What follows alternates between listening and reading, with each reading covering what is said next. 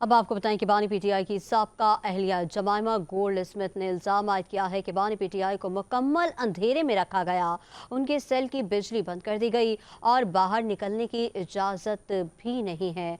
समाजी राब्ते की website x पर बयान में जमाइमा गोल्ड स्मिथ ने कहा कि हमें रिपोर्ट्स मौसूल हुई कि हुकाम ने उनके सेल की लाइट्स और बिजली बंद कर दी और उन्हें सेल से किसी भी वक्त बाहर निकलने की इजाज़त नहीं।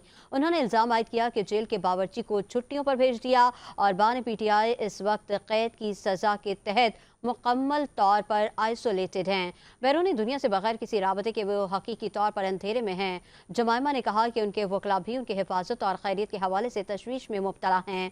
उनका कहना था कि ये कार्रवाइयाँ बानी पीटीआई के अहले खाना के साथ साथ उनकी जमात के कारकुनों और हामियों पर जारी हमलों के पस मंज़र में की गई हैं। ये उन्हें और पाकिस्तान में पूरी सियासी इख्तलाफ को खामोश करने की कोशिश में की गई हैं। जमाइमा ने कहा कि बानी पीटीआई के भांजे हसन नियाजी एक सिविलियन हैं और वो अगस्त 2023 से कैद में हैं।